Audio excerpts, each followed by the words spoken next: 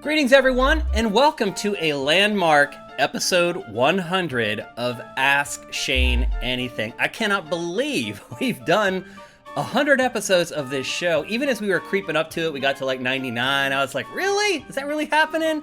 Oh, we did the first episode of Ask Shane Anything on November 2nd of 2017. So it's taken a little while to get to episode 100. And the reason this show has happened and lasted this long is because of you.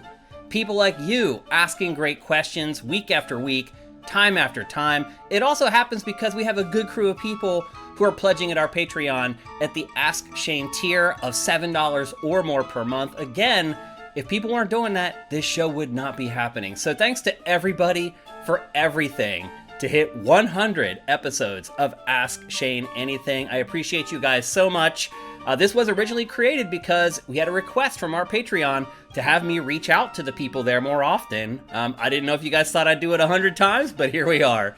So thanks again to everybody who has made all the donations, all the pledges to get us to the point where we could do 100 episodes of this show. Once again, we have a great selection of questions. Let's get to them. First up, and you guys know, for episode 100, the first question had to come from Kevin. We are seeing so many layoffs this year and last year. Why are so many developers laid off? Have you encountered anything similar in your many years covering the industry? So I'm just going to go full disclosure here. I almost wrote a boss fight about this. And then I started looking around. I checked out the questions you guys had posted for me, and I saw this question. I was like, for episode 100 of Ask Shane Anything, I'll do it there. Now, I will say this is not going to be as well researched as a boss fight might be, which is an editorial thing that I write from time to time. However, I have pretty strong convictions about this. I have pretty strong working knowledge, having talked to game developers and publishers for 20 plus years. I think I'm coming from a good place to discuss this, although again, it won't be backed up with as much data as if I had written it. However, the first thing I would say is that I am completely flummoxed by this. I have no idea what's going on. Now, some of it I do. Obviously, a lot of these layoffs are just coming from Embracer. Embracer did a dumb thing. It went out on a limb. It took a huge financial risk, and it blew up in its face. It basically just acquired all these brands, these studios, all this IP, thinking that they would be able to flip all that for a profit to someone who has deep pockets. And Embracer had counted on the fund from Saudi Arabia jumping in. It decided not to do it, and there they were left holding a massive, massive bag. And the thing about it is, that bag isn't just like a bunch of numbers. Those are people. Those are people who worked at these places, people who came up with the idea for all these amazing games, all these little features inside those games, the art, all of it. These are human beings. These aren't just numbers. But when it all comes down to it, it sure seems like they're just numbers now because they're just being cut left and right almost on a weekly basis by Embracer. Either Embracer is selling something. We heard this week that Embracer is now trying to sell Gearbox after it bought it for like over $1 billion. So it's either trying to do stuff like that or it's just flat out cutting the studios and firing people. And I feel like a lot of people aren't recognizing that the vast majority of these layoffs have come from the Embracer deal. So that's the first thing I'm going to say right off the bat, is that it's not as bad as it appears. It's only bad because one company did something really, really stupid. But I don't think it's indicative of the market as a whole. It's only indicative of the fact that Saudi Arabia would not give them $2 billion for what they were trying to sell. So I think a little bit of this is overblown, but here's the thing, it feels like the publishers are allowing what's happening with Embracer to impact what they're doing. To me, there is no reason in the world PlayStation should have cut 900 jobs. No, I can't comprehend that. I never will. They are the market leader in an industry that is making more money than ever. If your business isn't doing well, it's not because of the people who are making the products that actually generate the revenue. Maybe it's because you're wasting a ton of money on consumer electronics that are overpriced that no one wants to buy anymore. I mean, when was the last time you talked to someone and they're like, I'm getting a Sony TV or a Sony anything, because they try to overprice their products based upon their brand recognition. Sony hasn't held that status in consumer electronics since like the Trinitron television. That was an SD television, by the way. I have no idea what Sony is doing. It is idiotic. You have one part of your company that's pulling the wagon for your whole company. Your consumer electronics, your cameras, all your other crap you do, it doesn't make money. So why are you cutting people from the part of your business that's actually pulling the wagon instead of cutting the dead weight that is dragging the wagon back? It's insane. I will never understand it. PlayStation and Sony in particular, I will never understand. But then you get like EA cuts like 5% of its staff for really no reason. Its financials were okay. They weren't abysmal. It feels like once Embracer started doing this stuff and then PlayStation jumped in and then you saw Xbox do it because of their acquisition, I felt like it gave a lot of these publishers and developers carte blanche to do whatever the hell they wanted. And so if they were eyeing up like, hey, let's tighten the belt a little bit so we can give our executives bigger bonuses, which believe me, there's some of that going on right here, there is no reason that the story around the games industry right now should be about layoffs. There shouldn't. The industry is booming. My mom is contacting me being like, what's going on? My wife picked up on this. She's like, what's going on with all the layoffs? Everybody hears about the story. And I tell them like, well, the games industry is making more money than ever. And they're like, really? Well, they can't, it doesn't compute for them either. It's insane. And I do feel like some of these cuts and some of these things that are happening are not to, so to speak, make their products better. How do you make a product better with less people? That's never going to happen. They are trying to rearrange the money, where the money's coming from, but most importantly, where the money goes to. And I just think it's skeevy. Like, I think a lot of these published, some of these indie guys, I can maybe understand a little bit more because they're working on shoestring budgets to begin with, where if they do have one game that bombs, we've seen it. The studio could fold.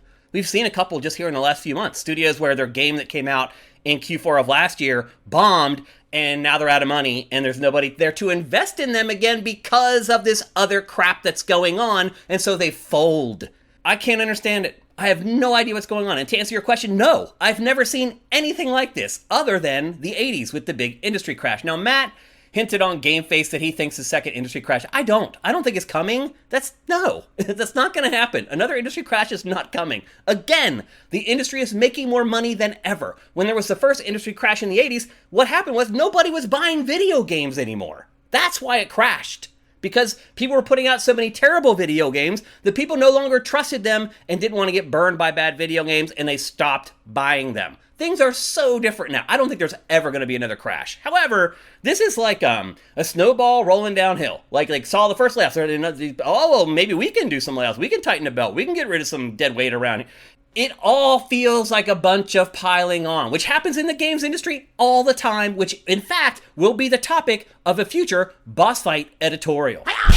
Boo boy, I got fired up over that one.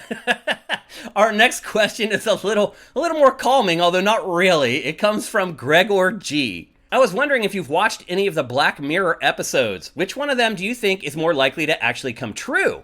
Do you have any other far future predictions that you are excited or worried about? First of all, Gregor G and everybody else, Black Mirror is probably my favorite thing on Netflix. I know you may think I'm crazy, and you're like, but Shane, there's been Stranger Things and blah, blah, blah, blah, blah. No, for me, Black Mirror is my favorite thing on Netflix. I don't even subscribe to Netflix right now, but if somebody told me that next week a new season of Black Mirror is launching, I would subscribe for the month just to watch Black Mirror. I love it. For those of you who aren't aware, Black Mirror is an anthology series on Netflix where each episode is like, well, sometimes they get a little longer, but they're roughly from 15 to like 50 minutes long. And when they launch a season, they launch with like 10 or 11 episodes. So you can literally kind of go through them in like a day or two. I think that's what disappoints me the most about Black Mirror is I wait so long for new episodes and they show up and then it's over in like a day and a half or 2 days. I just binge them and watch them. So anyway, that's what Black Mirror is. And they're all based around technology. Black Mirror is this. It's your screen. It's your TV screen. It's your cell phone screen. A black mirror. Something that you look into, but you see so much. And it's all about technology and how technology may evolve over time to become dangerous or at least compelling in new and different ways. So I love Black Mirror. I can't even begin to tell you what my favorite episodes are, and that's not what you're asking. You're asking me, which episodes of Black Mirror do I think could come true? Now, actually, you didn't ask that. You said most likely. And I think you needed to have that caveat because that's the thing about Black Mirror. That's why it's so good. You watch it and you think to yourself, that could actually happen. Not every episode, but most of them. And so finding the ones that I think are most likely, I guess the first one I would say is an episode called Metalhead. It is an episode about a woman who is trying to escape robot dogs. It's basically the fall of civilization. This woman is out in the countryside, and she is being chased by robot dogs. And that's the whole episode. Her trying to outsmart these robot dogs that are driven by AI. I mean, that's here. like, there's Boston Dynamics or whatever, that robot company. The dogs in this look exactly like the dogs that they create, the robot dogs that they create. So it's very easy for that episode to hit home. And then I'll just be honest with you, like in LA right now, I've talked about it before on this show, in fact, we have these things called Coco. They're these little, they almost look like coolers with wheels. And that's kind of what they are, but they have like lights on them, and they kind of like, they try to humanize them a little bit to make them look like a person on the front. Why they're called Coco. And they're adorable. They're really cute. They have their little flag that like sways in the wind as they drive around. And they literally just ride around on the sidewalks delivering food to people from restaurants. And they get a call. They use their GPS. They go to the restaurant loads them up with food, locks them, and then the Coco drives the food to the place that asked for the delivery. It's cool. However, I have thought to myself while seeing Coco, like, what happens if it just, like, goes crazy? It has a glitch, water gets into its electronics, and it shorts out or something? And what if it just, like, started driving at full speed and just started hitting people in the knees? So, as somebody who has had his ACL reconstructed, and in the same knee has had his meniscus reconstructed, if ever anything like that ever happens to you, you become very protective of that leg. And you do get over it eventually. I had my ACL redone 20-some years ago. The first 10 years, I was very cautious of it. Now, not so much, but then I got my meniscus done, and then it kind of all came back again. You're protective of it. So I see Coco, and I'm like, what if that thing just rammed me in the knee and tore my knee up? Or whatever. What if it just ran into traffic and causes an accident and people die? Like, so I'm already seeing the danger of robots driven by AI or an algorithm or however the hell Coco works. Any of that stuff could go wrong, and it could become a disaster. So to me, Metalhead, easily the most likely scenario to come true, and we're already kind of seeing it. In fact, Matt sent me a video the other day of a Star Wars robot at Disney that is run 100% on AI. The video showed a kid, like, hanging out with it, and it seems cute at first, and then it becomes terrifying because it is interacting with the kid like all on its own. No one's like in a walkie telling it what to say or telling it how to react. It's like a little human robot interacting with a kid. That's terrifying. Imagine a robot seducing a kid, like getting a kid, ingratiating itself to the kid, and then eventually hurting the kid. There's so many things that can go wrong. And so to me, Metalhead is probably the most likely scenario. There's another episode called Nosedive. It's basically about social media and how a lot of people tie their self-worth into their likes and things like that. And it's about this woman, and society has this thing where you just walk into people and you rate them. Every interaction you have with them, if you say hello, you rate them. If you say goodbye, you rate them. If you go to the door and it's the mailman, you rate the mailman. And then you have this number that hovers above your head in augmented reality telling people what your score is. And this woman is obsessed with it. And she goes through all these trials and tribulations to try and get her number up so that she can also be happy. And ultimately, at the end of the show, she realizes the people who are really happy are the people who have completely opted out of it and don't have a number and don't care about the number and don't care about her number. They are the people in society who are actually happy. And she's like, well, I'm going to join them. And she drops the whole thing, and suddenly she has a much better life.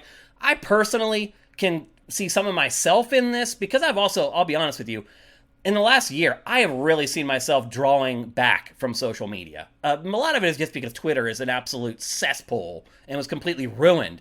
But the other problem is trying to find other social media outlets that are kind of the same thing. They're there, but it's the critical mass at Twitter. Like you go to I use Blue Sky now, but there's no interaction there because there's no brands there. You don't have all the newspapers, all the sports teams, all the celebrities there, creating stories for other people to discuss and riff on.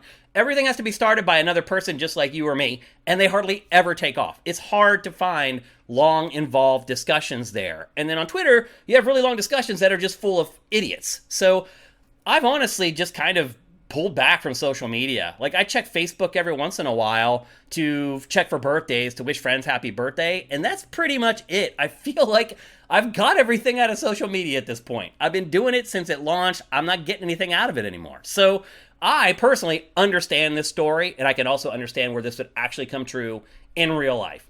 Let's see, there's another one called Shut Up and Dance, and I can speak to this one personally. It's about a hacker who records this guy masturbating, and he's masturbating to like horrible stuff. And that part of the story is a little bit different, but the core of it's the same. And the hacker then basically blackmails this guy and says, look, like, you got to do this, this, and this, or I'm going to out you. I'm going to put the video out of you doing this, and it's going to ruin your life. And so, having just gone through hacking issues on Sifted, that one touches a little close to home, and I can absolutely see why. I mean, it kind of happened with Insomniac hack. Like, the hackers were like, hey, we have all this personal information about your employees, and if you don't give us money, we're going to release it. So that one's already happening. Like, and it's going to keep happening. It is an industry that is burgeoning.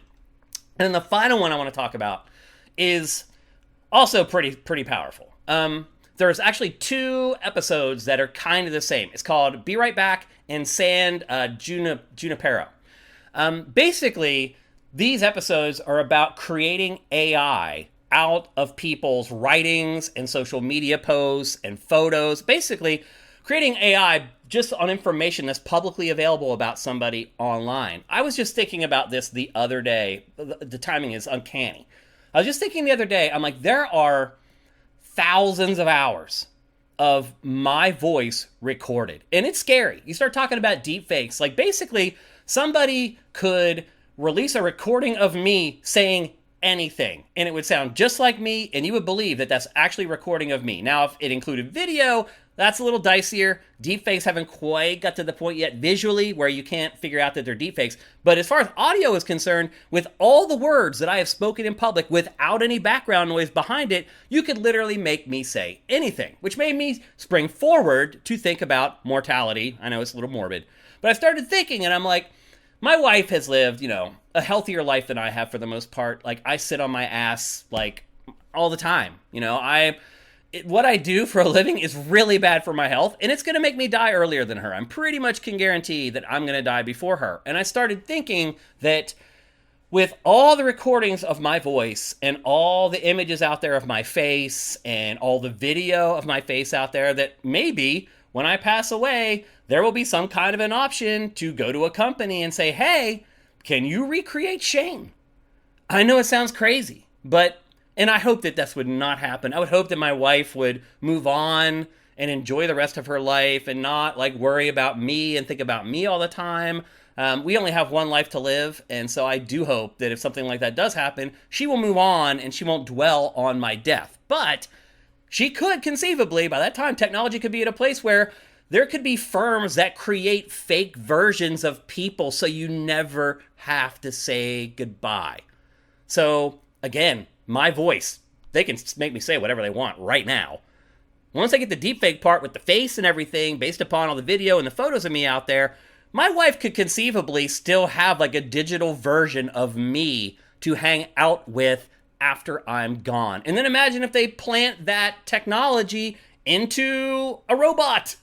And all of a sudden I'm actually walking around the house and I'm talking like me and I'm into the things that I really liked. And so anyway, there's 2 episodes that kind of tackle that stuff. Again, it's Be Right Back and San Junipero. Both of those episodes tackle different angles of it. There are tons of Black Mirror episodes that are most likely to happen because that's why the show is popular, because you watch it and you're like, that could happen.